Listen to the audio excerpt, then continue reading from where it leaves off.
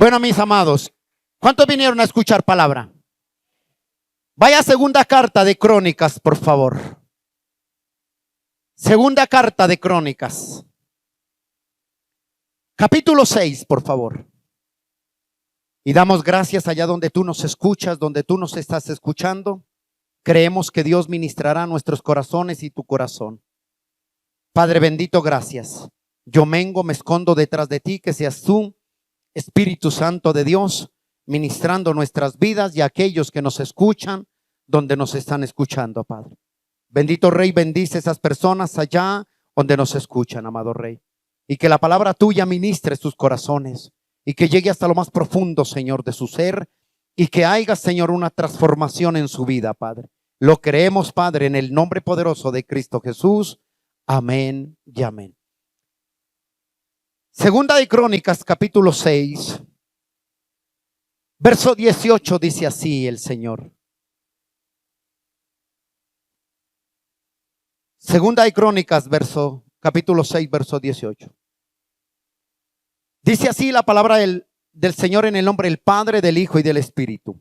Mas es verdad que Dios habitará con el hombre en la tierra. He aquí que los cielos, de los cielos, de los cielos, no te pueden contener, cuanto menos esta casa que he edificado. Mas tú, ¿qué dice? Oirás la oración de tu siervo y su ruego, oh Jehová, Dios mío. Mas ruego, dice, oh Jehová, Dios mío, para oír el clamor de la oración con que tu siervo ora delante de ti. Que tus ojos estén abiertos sobre esta casa de día y de noche, sobre el lugar del cual dijiste, mi nombre estará allí. Que oigas la oración con que tu siervo ora en este lugar. ¿De qué está hablando ahí el Señor? Aquí vemos al siervo clamar. Dice que él clama para que la oración que él eleve esté delante de Dios. Para que cuando él clame, para cuando él pida, que esté ahí delante de Dios. Y créame que cuando tú y yo clamamos, siempre Dios está ahí. Aunque no lo veamos, aunque no lo palpemos, pero Él está ahí.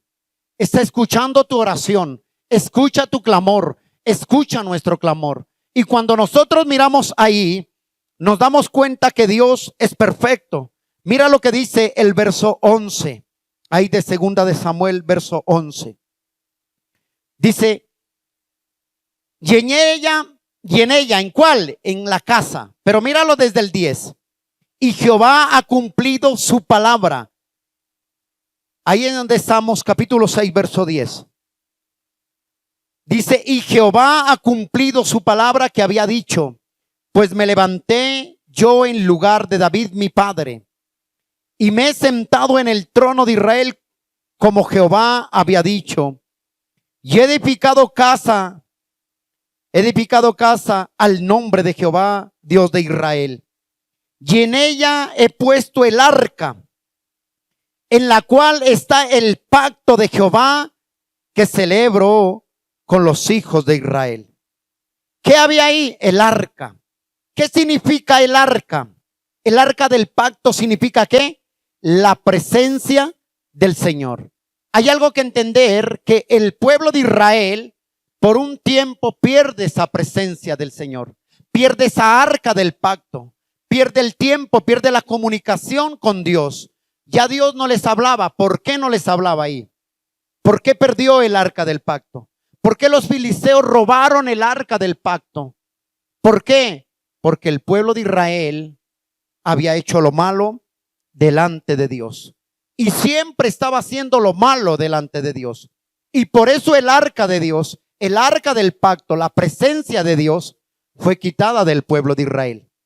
Y cuando miramos nosotros, vemos que lo que estamos leyendo ahí, con el tiempo después de haber perdido el arca, de haber sido quitada el arca por los filisteos, ¿por cuántos años quitaron el arca los filisteos? Por 20 años. 20 años perdió el pueblo de Israel la presencia de Dios. Y ahí es cuando nosotros miramos, pero ¿por qué la perdió? Porque realmente estaba el pueblo en pecado. Uno que perdió también la presencia de Dios fue Sansón. Sansón fue, que dice en Jueces, dice la Biblia, que fue tanta su confianza en sí mismo, fue tanto lo que él jugó con el pecado Sansón, que no se dio cuenta que la presencia de Dios se había ido de él, se había apartado. Y él empezó a jugar ¿con quién? Con una mujer llamada ¿qué? Dalila, ¿sí o no? ¿Y cuál era el propósito de Dalila? ¿Para qué estaba contratada Dalila? ¿Para que hicieran descubrir la fuerza o de dónde provenía la fuerza que tenía Sansón?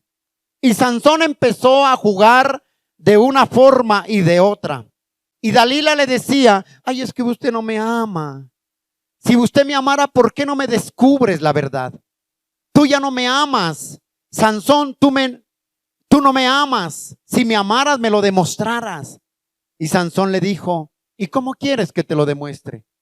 Y le dice, demuéstrame y dime, ¿en qué consiste tu fuerza? Y él le dice, si me amarraren así, y él empezó a jugar con Dalila. Dalila se enoja y le dice, no, ya no me amas.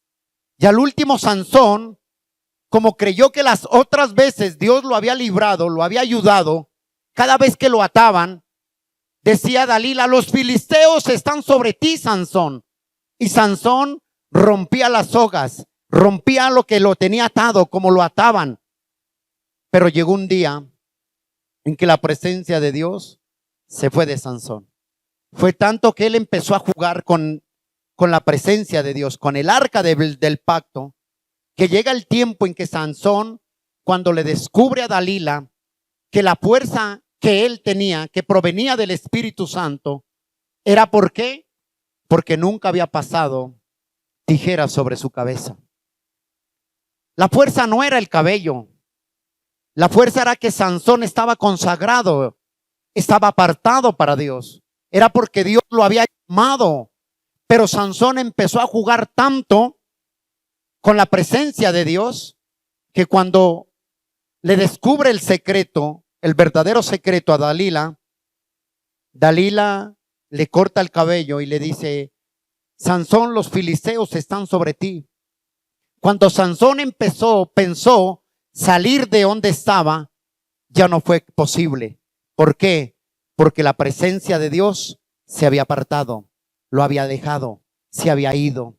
A veces nosotros pensamos que porque somos hijos de Dios, que porque recibimos a Cristo como nuestro Señor y nuestro Salvador, creemos que la presencia de Dios va a estar siempre ahí con nosotros. Y creemos que como Él está ahí con nosotros, nos va a pasar una y otra vez de lo que hagamos. No, si Dios está ahí, es porque Él quiere que nosotros vivamos para Él. Si nosotros no vivimos para Él, créame que un día la presencia de Dios lo va a abandonar a uno. Y eso no es nada. Lo más triste y lo más grave fue que Sansón era un hombre que él era apartado para Dios. Él tenía un propósito. ¿Y cuál era el propósito? De enfrentarse y acabar con los filisteos.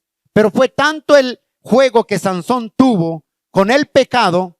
Sansón era un hombre fuerte, un hombre robusto. Era un hombre que era un hombre, yo creo que la pasaba en el gimnasio y tenía una fuerza tan grande que todo ser humano le tenía miedo. Pero era un hombre con una debilidad tremenda. ¿Cuál cree que era la debilidad de Sansón? ¿Cuál cree que era la debilidad de Sansón? Las faldas, las mujeres. Eso era la debilidad de él. Y Sansón dijo, ay, es que me gustó Dalila, ve y me la traes, yo quiero llegarme a ella. Y cuando él se llega a ella, él pierde la presencia de Dios. Míreme, no importa lo que tú hayas hecho el 2021, no importa lo que tú hayas vivido el 2021. A partir de hoy, del 2022, vamos a vivir para el Señor. Vamos a cuidar la presencia de Dios. Vamos a cuidar esa arca del pacto, lo que es la presencia de Dios. Cuando tú y yo vivimos para Dios, entonces vendrá algo maravilloso que es la respuesta y la presencia y el favor de Dios a nuestras vidas. Si nosotros no vivimos para Dios, ¿cómo queremos que Dios nos respalde? ¿Cómo queremos que Dios haga las cosas cuando realmente nosotros no vivimos para Dios? Y el peor problema del pueblo de Israel fue que ellos perdieron el arca del pacto por la desobediencia, por el pecado, que ellos estaban continuamente delante de Dios. Y Dios dijo no más. Y fue que perdieron el arca del pacto, la perdieron por 20 años. ¿Cuántos años llevas tú en la vida del Señor? ¿Cuánto tiempo llevas tú en la presencia de Dios? Y si tú y yo tenemos la presencia de Dios, debemos de cuidarla, debemos de amarle como este tesoro tan grande, porque si tú y yo no cuidamos la presencia de Dios, eso se puede perder. La presencia del Espíritu Santo, la presencia nos puede abandonar. Sansón no se dio cuenta cuando perdió la presencia de Dios. Y muchas veces nosotros o el ser humano le pasa lo mismo. Vea primera de Samuel, por favor.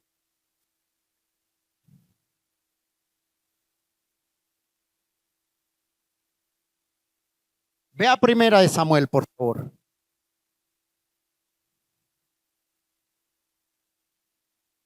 Capítulo 7. Y lo que Dios quiere hablar y el tema se llama Ebenecer. Ebenecer. Y es cuidar ¿qué? El arca de la presencia de Dios. Capítulo 1 de Samuel, capítulo 7. Vamos a leer unos textos, verso 1, y dice así la palabra del Señor. Vinieron los de Quirad a Jereín y llevaron el arca de Jehová. Está hablando de la presencia. Cuando habla del arca, está hablando de la presencia de Dios. Y le pusieron en casa de Abinadab, situada en el collado de Sentefit, Carón Eleazar, su hijo, para guardarse ¿qué? Para que guardase el arca de Jehová.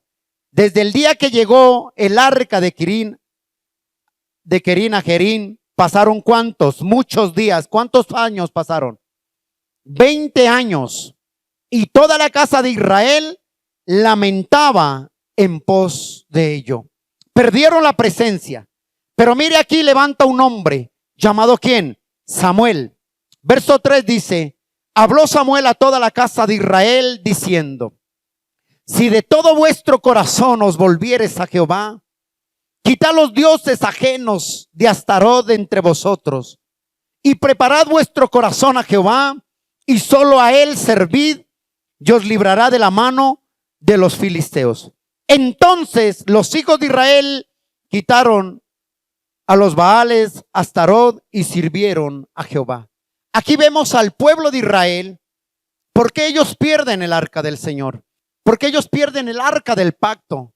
Porque ellos, en vez de agradar a Dios, en vez de servir a Dios, en vez de vivir unas vidas consagradas a Dios, ellos vivieron para Baal, vivieron para Astarot, vivieron para su carne, vivieron para su mundo, vivieron para la idolatría. Entonces, ¿qué pasó? Que el arca del Señor, el arca del pacto, los abandona. Vinieron los filisteos y se robaron el arca del pacto. ¿Y sabe cuántos años tuvieron el arca allá en ese lugar? 20 años en ese lugar. Pero ¿qué pasa? En ese lugar en 20 años nunca sucedió nada. Nunca pasó nada. Nunca pasó nada. ¿Por qué? Esto se compara a una persona de pronto que lleve años en la vida de cristiana. Pero si la presencia de Dios no está en esa vida, nunca va a haber un cambio. Nunca esa persona va a ser diferente. Y usted se dará cuenta que verá personas que duran años en la vida cristiana, llevan tiempo en la vida cristiana y nunca usted va a ver un cambio en esa persona. Siempre va a ser lo mismo. En vez de avanzar, retrocede como los alacranes para atrás. En vez de seguir para adelante, siempre se va a estancar. ¿Por qué? Porque la presencia de Dios no está allí. Yo siempre he dicho algo: el que usted venga a una iglesia, El que usted se consagre o venga a un templo domingo tras domingo, reunión tras reunión, eso a ti no te hace salvo. Eso a ti no te da conciencia de que realmente la presencia de Dios está contigo. Lo que realmente hace en la vida de una persona que la presencia de Dios esté ahí en esa vida es cuando tú tienes un nuevo nacimiento. Cuando viene un nuevo nacimiento. Y cuando viene un nuevo nacimiento en tu vida, entonces tu vida empieza a ser diferente. Empiezas a cambiar, empiezas a pensar diferente, empiezas a hablar diferente, tu forma de actuar es diferente. Entonces, ahí es donde se ve lo que la Biblia llama los frutos de un nuevo nacimiento. Pero si usted va a una iglesia, se sienta en una congregación, domingo tras domingo, y su vida nunca tiene una transformación, su vida nunca tiene un cambio, déjeme decirle que tiene que examinarse, porque la vida cristiana es cambio, es una nueva vida en Cristo Jesús. Y el problema del pueblo de Israel fue que perdió 20 años la presencia de Dios. Y donde estuvo en la casa de Abinadab, 20 años estuvo la presencia, el arca del pacto, pero nunca ocurrió nada. Tú lees en la Biblia, nunca pasó nada, nunca sucedió nada. ¿Por qué? Porque tenían ahí el arca, mas la presencia de Dios no estaba ahí. Dios no estaba con ellos.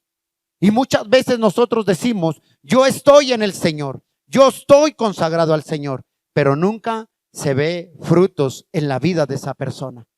Cuando la presencia de Dios, cuando un verdadero cristiano se acerca, créame que hay un nuevo cambio. Y levanta a Dios a un siervo llamado Samuel. Samuel fue levantado en el momento más difícil de la historia del pueblo de Israel. ¿Para qué levantó el Señor a Samuel? ¿Para qué? Para enseñarles, para mostrar la misericordia de Dios a favor del pueblo de Israel. Mira lo que dice el verso 3. Samuel veía que el pueblo estaba desordenado, estaba perdido. Y habla Samuel y le dice al pueblo, ustedes no pueden seguir lo mismo. Ustedes no pueden pensar lo mismo. Ustedes no pueden seguir actuando lo mismo, sino que tienen que volverse a adorar al Rey de Reyes. Y mire lo que le dice verso 3. Habló Samuel a toda la casa de Israel diciendo, si de todo vuestro ¿qué? ¿De todo qué? Corazón os volvéis ¿a quién? A Jehová. Diciéndole de todo corazón, no únicamente de emociones, no únicamente de pensamiento, sino de todo ¿qué? Corazón. Y cuando usted vuelve a Dios de corazón, su vida es diferente. Dice de todo ¿qué? Corazón a Jehová. Y solo a él servid. Y los hijos de Israel, dice, quitaron los Baales de Astarot y sirvieron ¿a quién? ¿A quién sirvieron? A Jehová. Primer paso para que la presencia de Dios esté en la vida de una persona. Primer paso para que la presencia de Dios esté en un ministerio, en una familia, es que haya arrepentimiento. Samuel lleva al pueblo de Dios al verdadero arrepentimiento. Samuel le dice, volvamos a Jehová, volvamos a adorar al Rey, volvámonos a Él de todo ¿qué? Corazón. Hermano, volver a Dios no es volver en emociones. Yo siempre he dicho, una cosa es el verdadero arrepentimiento y otra cosa es el remordimiento. El remordimiento es el que dice, la embarré, cometí un error, fallé, pero sigue en lo mismo. El verdadero arrepentimiento es aquel que dice y reconoce de corazón que falló y se aparta de él y vuelve al Señor. Eso es lo que Samuel estaba diciéndole al pueblo de Israel. Rasguen vuestros corazones, rasguen su corazón, quiten ese corazón de piedra y pongan un corazón de carne. Entonces lo que él estaba diciéndole a Samuel, el corazón de piedra que ustedes tienen, no los deja ver al Mesías, no los deja servir a Dios como es. Y ustedes tienen que servir y rasgar vuestros corazones. Es servir a Dios de corazón. Este 2022, usted y yo tenemos que servir a Dios ¿de qué? De corazón, buscar a Dios de corazón, amar a Dios de corazón, volvernos a Él de corazón. Si hemos fallado, si hemos cometido error, pecado, es volvernos al Señor ¿de qué? De corazón. Mire, yo siempre he dicho, usted al hombre podrá engañar, usted al hombre podremos mentirle, pero a Dios no. Dios lo conoce todo, Dios lo sabe todo. Si tú te metes debajo de las piedras, aquí está Dios. Si tú piensas que Él no te ve, no te verá el hombre, pero Dios sí está ahí, porque los ojos de Él están sobre tu vida todos los días de tu vida. Es creerle a Él. Entonces, ¿qué hicieron ellos? Para que haya la palabra Ebenezer, cuando pone en el verso 12, mira lo que dice el verso 12, lo que hizo Samuel. Tomó luego Samuel una piedra y la puso en Mizpa y Sen, y le puso por nombre ¿qué? Ebenezer, diciendo: hasta aquí nos ayudó Dios. Esa palabra Ebenezer significa, esa palabra viene del hebreo que significa, Eben significa piedra, Eben significa piedra, Ezer significa ayuda.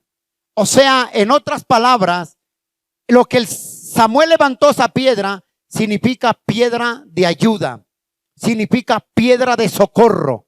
Eso es lo que significa. Eben significa ¿qué? Piedra en hebreo. Y Ezer significa ayuda. Como diciendo, ¿por qué pone Samuel esa piedra? Esa piedra es como un símbolo que pone Samuel, como mostrándole al pueblo que si tú y yo andamos en fidelidad, que si andamos en rectitud, veremos un Ebenezer en nuestras vidas. Veremos un Ebenezer en la presencia del Señor.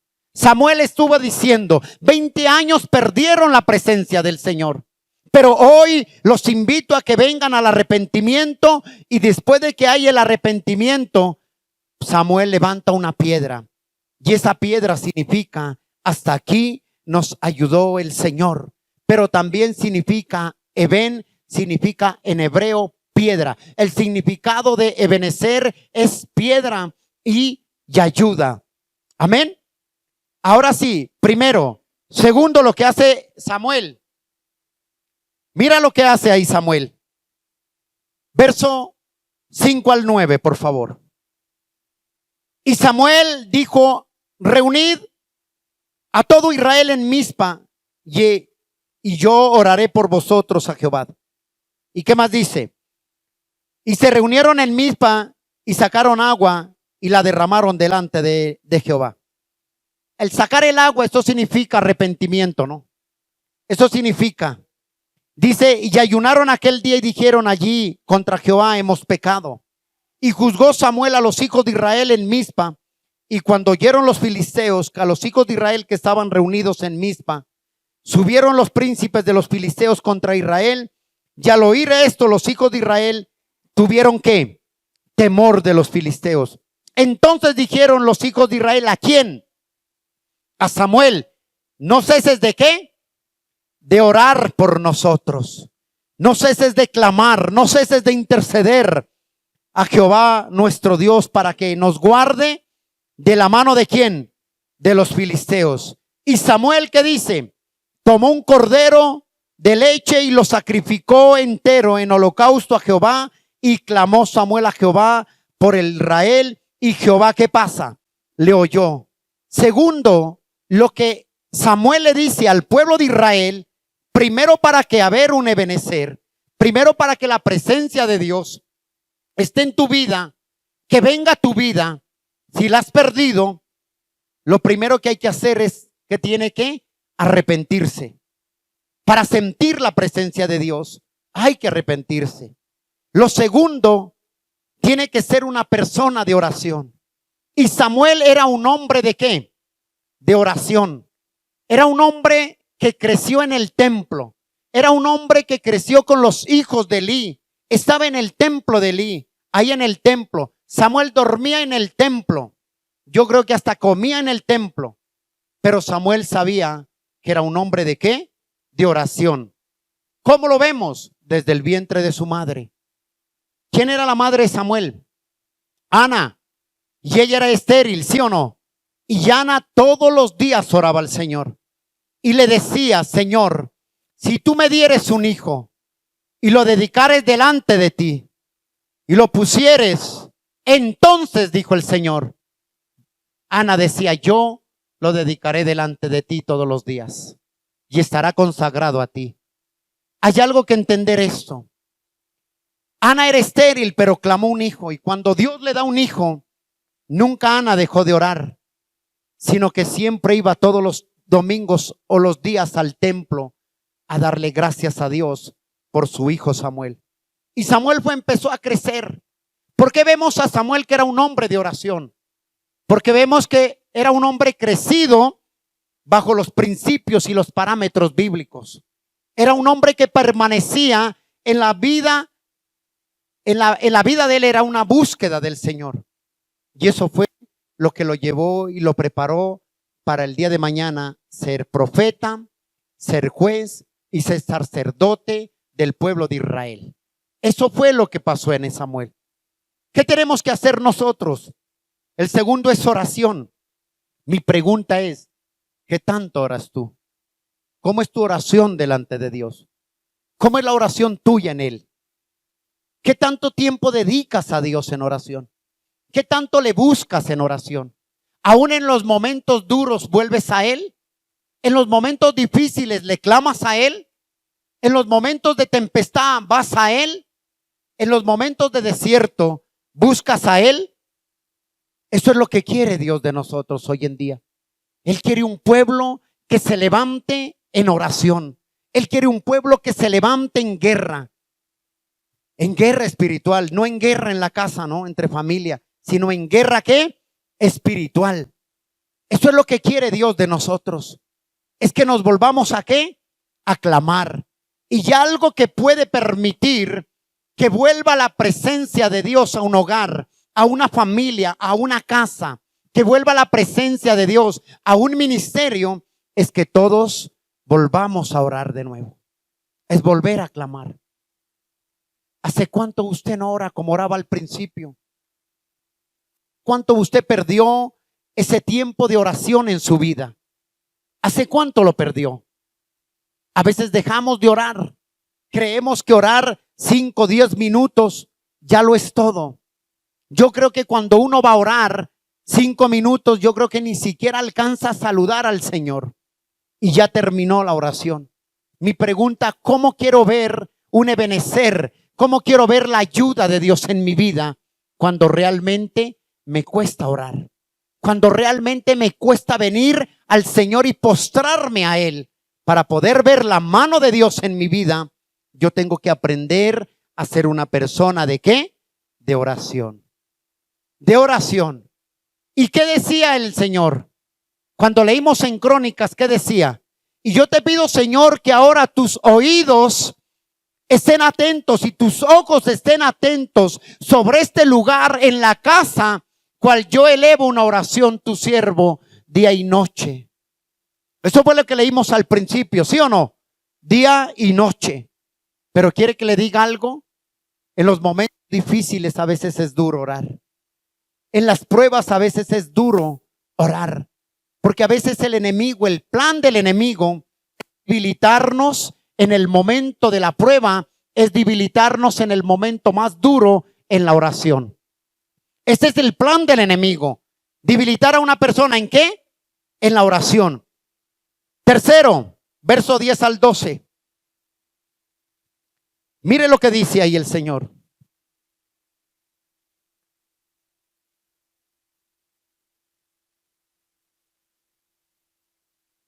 Verso 10 al 12.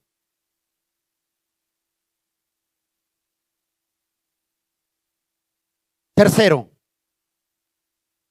¿Qué dice el Señor ahí en la palabra?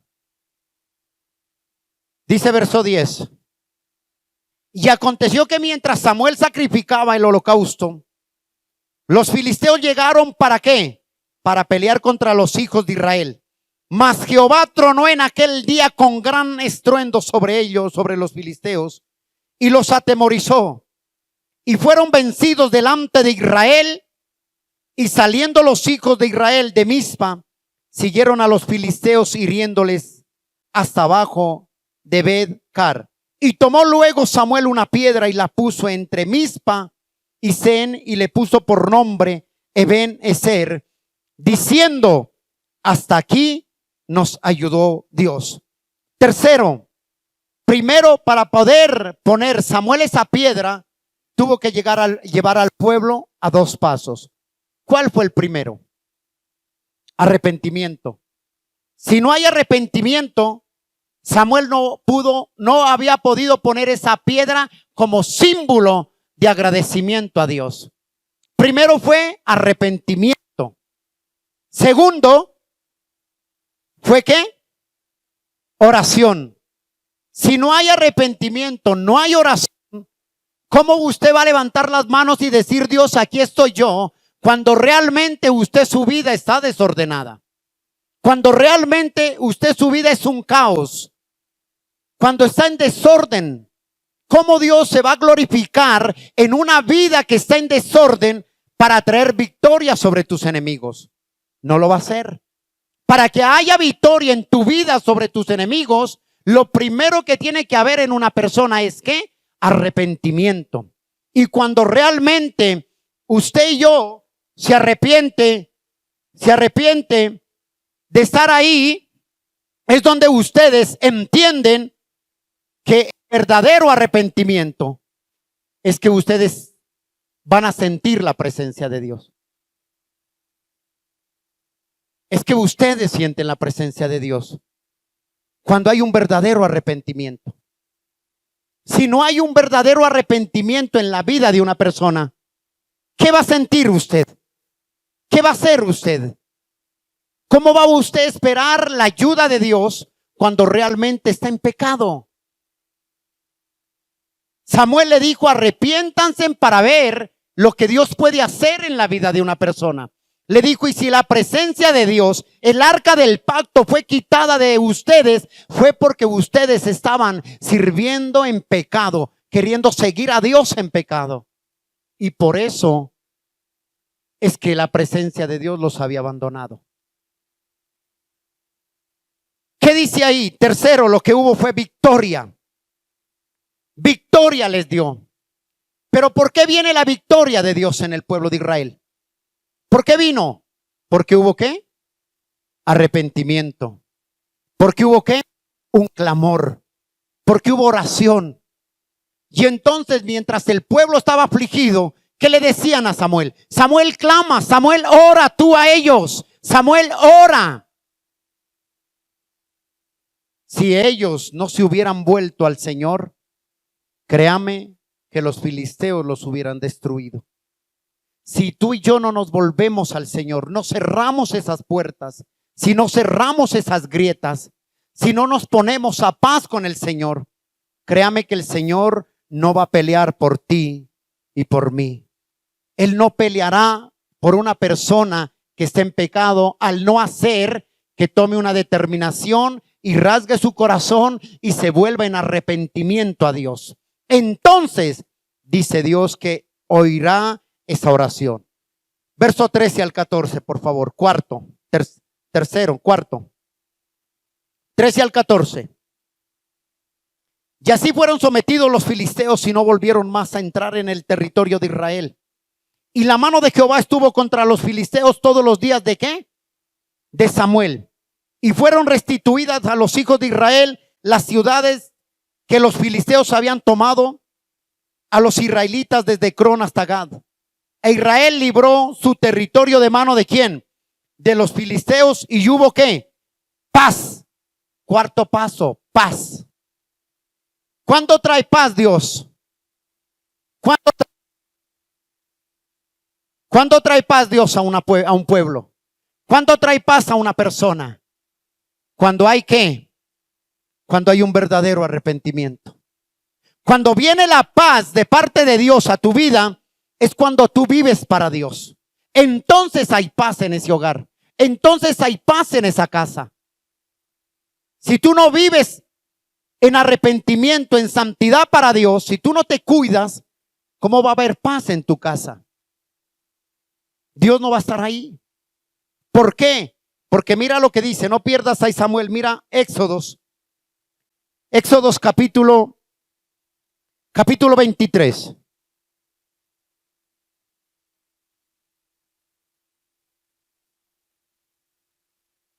Éxodos capítulo 23. ¿Tú quieres que Jehová pelee por ti? ¿Tú quieres que Dios pelee por ti? ¿Tú quieres que Cristo pelee por ti? Entonces mira lo que dice Dios que quiere de nosotros. Éxodos capítulo 23, verso 22. Dice así la bendita palabra. Pero si en verdad que oyeres su voz y hicieres todo lo que yo dijere, ¿qué dice ahí? Seré enemigo de tus enemigos. ¿Sí o no? ¿Y qué? Y afligiré a los que te afligieren. Para que Él pelee por mí, para que Él se vuelva enemigo de mis enemigos, ¿qué tiene que haber en mí? Un verdadero arrepentimiento, un verdadero volver a Dios, un verdadero clamor a Dios. Y cuando tú y yo nos volvemos al Señor, entonces viene lo que se llama victoria y viene paz para tu casa. Pero si yo no me vuelvo a Dios, ¿cómo voy a tener paz? Hay personas que aún ni pueden dormir de noche porque no tienen paz, cuando Dios es la paz. ¿Qué dice Salmos 4:8? En paz me acostaré y asimismo dormiré, porque solo tú, Jehová, ¿qué? Me haces vivir, ¿qué? Confiado. ¿En quién yo vivo confiado? En el Señor. ¿Por qué? Porque Él es mi paz, porque Él es mi ayudador. Pero para que Él se vuelva paz en mi vida, paz en mi casa, paz en mis hijos, tiene que haber un verdadero arrepentimiento en tu vida. Si no hay un verdadero arrepentimiento, si no hay un verdadero volver a Dios, ¿cómo esperamos paz en nuestras vidas? ¿Cuánta gente dice, yo voy a la iglesia, pero nunca hay paz dentro de sus vidas? ¿Cuánta gente dice, yo voy a la iglesia, yo esto, pero nunca ha nacido de nuevo? El verdadero nacimiento, para poder colocar un Ebenezer, una piedra, que significa piedra de ayuda, piedra de socorro, hay que tener un verdadero arrepentimiento. Y cuando yo me vuelvo a Dios de corazón, entonces el Señor, ¿qué dice en Éxodos? Volvamos a leerlo, por favor. ¿Qué dice Éxodos capítulo 22, 23? ¿Qué dice verso 22? Vamos a leerlo, iglesia, por favor. Pero si en verdad oyeres, ¿qué? Su voz, hicieres lo recto, ¿hicieres qué? Todo lo que yo te dijere, seré enemigo ¿de quién? De tus enemigos. Y afligiré a los que te afligieren. ¿Qué hizo el Señor con los filisteos? ¿No trajo temor sobre ellos? ¿No derrotó a los filisteos? ¿Pero por qué hizo eso el Señor? ¿Por qué se volvió enemigo de los enemigos del pueblo de Israel? Porque ellos se volvieron a Dios, porque ellos clamaron a Dios, porque hubo un verdadero arrepentimiento en ellos. Por eso el Señor se volvió enemigo de los filisteos. Y cuando Dios pelea por ti, tendrás la victoria. Cuando Dios pelea por un pueblo obediente, Dios dará la victoria a ese pueblo. Es darle la victoria. Es llenarlo ahí. A veces nosotros queremos que Dios pelee por nosotros, pero hay cosas desordenadas en nuestras vidas. Hay cosas que nos cuesta ordenar en nuestras vidas. Si nosotros no ordenamos lo que está desordenado, ¿cómo va a haber paz en nuestras vidas? Ahora en estas fiestas, el 31, el 24, ¿qué hicieron las personas? Muchos bailaron. Muchos se congraciaron con el mundo. Dijeron que como estamos en familia, bailemos en familia. Y así quieren que venga la victoria y la paz a la casa de ellos. Yo no entiendo eso. Si queremos la paz, es que tiene que estar la presencia de Dios. Alguien me decía, pastor, yo voy a estar con mi familia y puedo bailar. Hermano, el baile es del mundo, es del diablo. ¿Qué hace un cristiano bailando? Y va a la iglesia y le cuesta levantar las manos para adorar al rey. Uno no entiende eso. No es que estoy con mi familia. ¿Por qué no les predicas del evangelio a tu familia en ese tiempo? Y dicen que están en Dios. Y después vienen los problemas y no saben por qué vienen los problemas. El pueblo de Israel perdió la presencia de Dios. ¿Cuántos años? 20 años. ¿Y por qué la perdió? Porque un día vivían para Dios y otro día para el mundo. Un día adoraban a Dios y otro día se iban tras los Baales. Así no es con el Señor. En el Señor somos o no somos. Es que empezar a vivir para Él. Y vivir para Él no es fácil, pero tampoco es imposible. Yo me imagino cuánta gente ahorita a nivel mundial, aún cristianos entre comillas, bailando entre familias, escuchando música mundana. Y dicen eso así.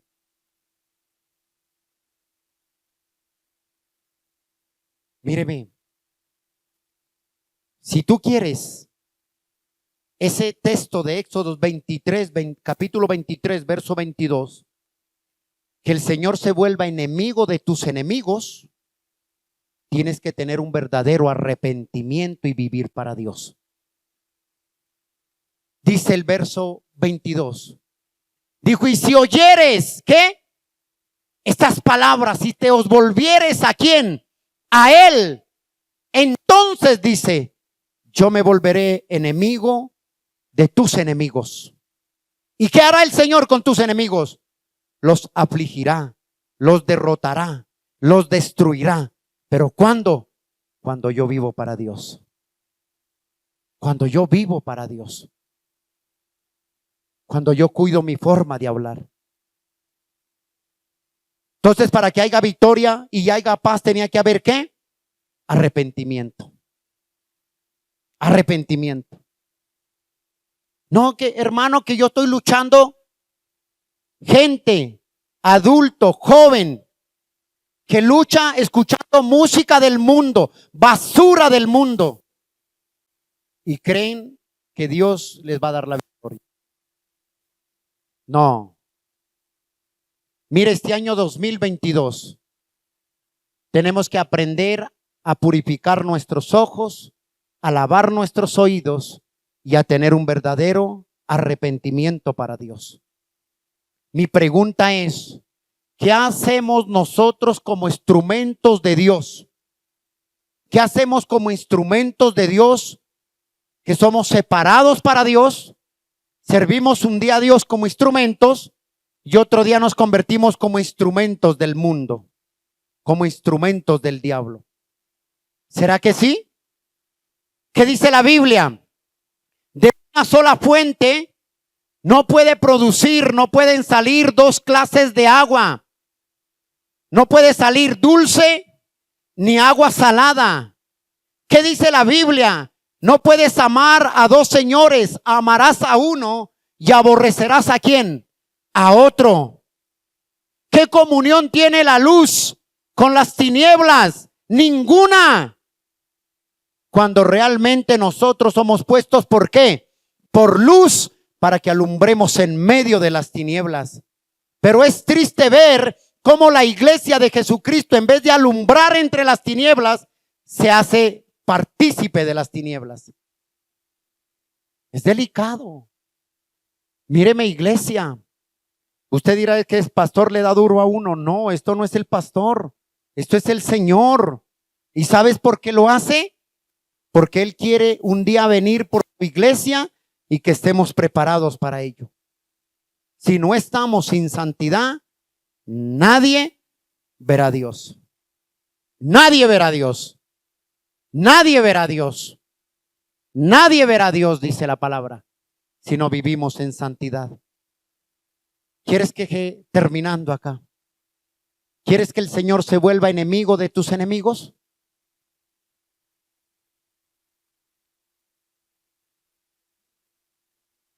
Santo. ¿Quieres tú que el Señor se vuelva enemigo de tus enemigos? Claro que sí. ¿Cuántos no queremos que el Señor pelee por nosotros? Pero para que Él lo haga este 2022, debemos de tener un verdadero arrepentimiento. Ya lo que hizo usted en el 2021, si bailó, si tomó pola como yegua soleada, yo qué sé qué hizo.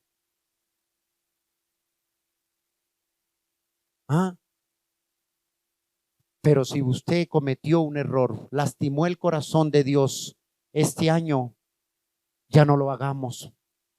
Mire, este año 2022 no participemos de la mundalidad del mundo. Hermano, todo lo que se trate de fiestas del mundo es paganismo. Y eso no tiene nada que ver con los verdaderos nacidos de nuevo. Y por eso yo me atrevo a decir, y lo creo, que cuando Cristo venga por su iglesia, del 100%, digámoslo así, de la iglesia, se irá por ahí un 15% al cielo. ¿Por qué? ¿Quiere que le diga por qué? Vaya a Mateo, capítulo 7. Mateo, por favor.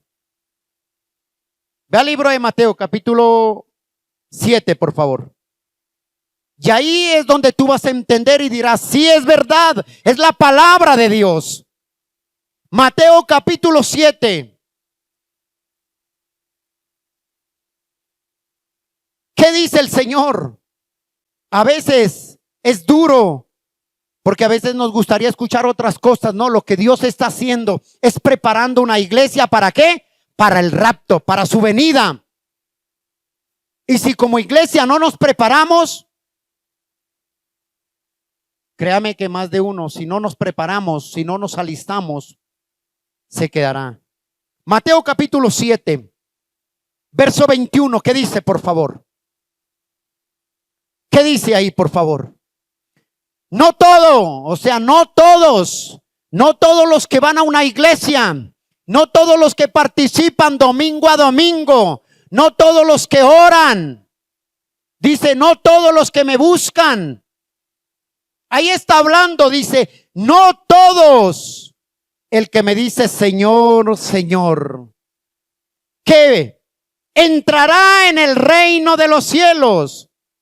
No todo mundo, no toda la iglesia que está hoy en día a nivel mundial, no toda la iglesia que está en la tierra entrará al reino de los cielos. Sino dice, no todo aquel que me dice Señor, Señor, entrará en el reino de los cielos. Sino que el que hace la voluntad de mi Padre que está en los cielos. Para entrar al reino de los cielos, ¿qué tuvo que hacer? Para ver la victoria el pueblo de Israel sobre los filisteos, para que Jehová se convirtiera en enemigo de los enemigos del pueblo de Israel. ¿Qué tuvieron que hacer ellos? Tener un verdadero ¿qué? Arrepentimiento. Y para nosotros entrar al reino de los cielos, ¿qué tenemos que hacer? Tener un verdadero arrepentimiento. Mira el verso 22.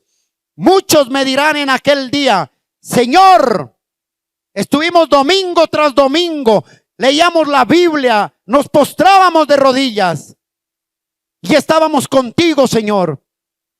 Dice, muchos me dirán en aquel día, Señor, ¿no profetizamos en tu nombre? ¿En tu nombre echamos fuera demonios? ¿Y en tu nombre hicimos milagros? Señor, no nos perdíamos una reunión.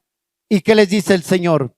Y entonces les declararé o les diré, nunca os conocí, apartados de mí, hacedores de ¿qué? De maldad. Ese texto me dice que no todo mundo va al cielo. No todos. Y hay predicadores que dicen, acepte a Cristo, viva como se le dé la gana y va derecho al cielo. Eso no es así. Eso no es así. Y este 2022, iglesia, tú y yo tenemos que organizar nuestras vidas. Tenemos que tener un verdadero arrepentimiento para que cuando venga el Señor nos vamos para el cielo.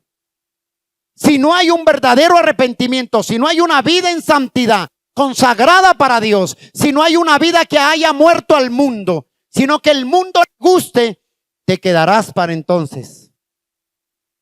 Para ir al cielo debemos morir al mundo. Debemos de morir a lo que le lastima al Señor en el corazón. ¿A cuántos les gustaría que su pareja les fuera infiel? ¿A cuántos? Mujeres, ¿les gustaría? No. Hombres, ¿nos gustaría que la mujer sea infiel? Hombres, ¿dónde están? No. ¿Perdonaría? No. ¿Y por qué queremos nosotros cada día pisotear la sangre de Cristo y somos infieles? Cada vez que usted y yo pecamos, estamos siendo infieles delante de Dios.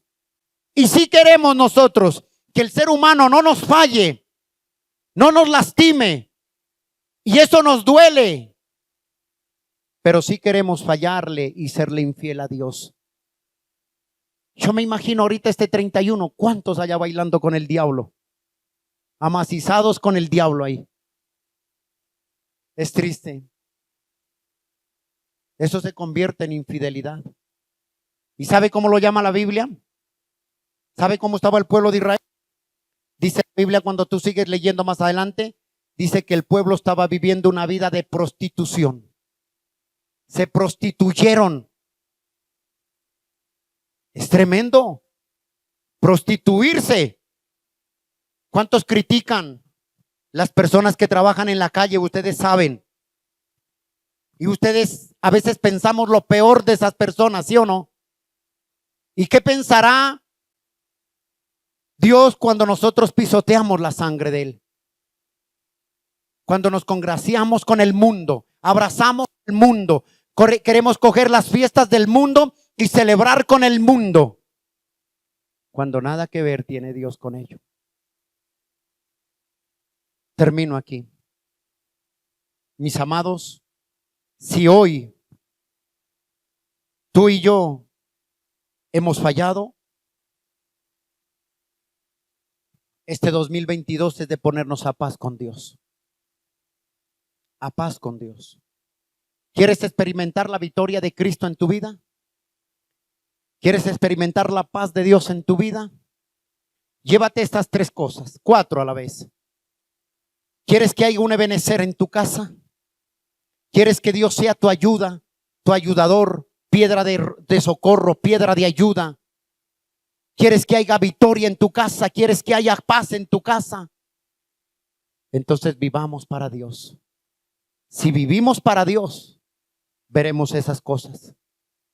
Pero si no vivimos para Dios, ¿cómo podemos decir hasta aquí nos ayudó Dios? Samuel, cuando levanta esa piedra en símbolo de gratitud, de agradecimiento, fue cuando el pueblo había tenido ya un verdadero arrepentimiento. Es eso. No importa lo que hayas hecho. Cierra tus ojos ahí donde tú estás. Dile, yo no entiendo cómo siendo pecador tú me amas tanto, Señor. Precioso Rey, dile, ten misericordia de mí y perdóname, Señor. Padre, ¿cómo, Señor? Queremos ver tu victoria en nuestras vidas. ¿Cómo queremos ver la paz tuya en nuestros hogares? ¿Cómo queremos acostarnos y dormir en paz? Como dice tu palabra en Salmos 4:8, en paz me acostaré y así mismo dormiré. Padre, cuando realmente nuestras vidas están desorganizadas, Señor, dile, ayúdame, Señor. Si tú quieres que el Señor se vuelva enemigo de tus enemigos, vuélvete al Señor. ¿Cómo Dios va a traer paz a tu casa, a tu vida? Si en tu vida está llena de pecado, ¿cómo va a haber paz? Cuando una persona en la vida de esa persona lo que hay es pecado, nunca hay paz, lo que hay es tormenta, lo que hay es angustia, lo que viene el desespero, lo que viene la tristeza, lo que viene la congoja. Entonces, esos son enemigos que cuando tú te vuelves, Dios destruye a esos enemigos. Destruye al enemigo de la tristeza, destruye al enemigo de la contienda, destruye al enemigo de la muerte, destruye al enemigo de la amargura. Pero ¿cuándo lo hace el Señor? Cuando tú tienes un verdadero arrepentimiento.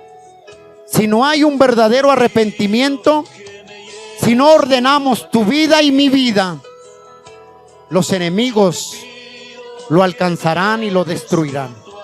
Pero si tú y yo nos volvemos de corazón a Dios y tenemos un verdadero arrepentimiento, entonces el Señor peleará por nosotros y nuestros enemigos serán destruidos, porque Dios peleará por nosotros.